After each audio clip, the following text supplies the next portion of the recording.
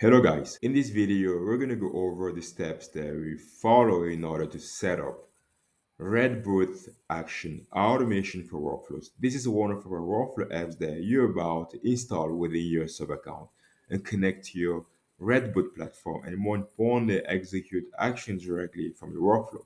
So let's get started. Inside your sub account, you go at the app marketplace to search for the app, Redboot. You click on it, you go at install, allow, and install. There are some information required in order to get the installation going, which is to provide the client ID and the client secret. So we're going to switch to our Redboot platform in order to get all those credentials. Inside Redboot, come here, start building, register your app. You can type a name, let's say my cred, and here you can provide a sample of redirect URL. Why a sample? Because when you're going to be done with the installation, a new one will be generated automatically in order for you to come back here and edit the previous one.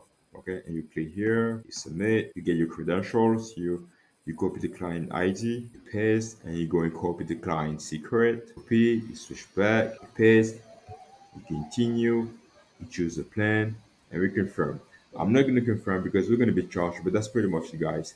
Once you confirm, you're going to complete installation, and a new redirect URL is generated automatically that you have to copy and get back here to edit this one. Once you're done with it, you're ready to go. And now you'll be able to execute actions directly from your workflow. So guys, if you ever have any question, feel free to reach out. We have a very dedicated team who is also available 24/7 to answer to all your questions.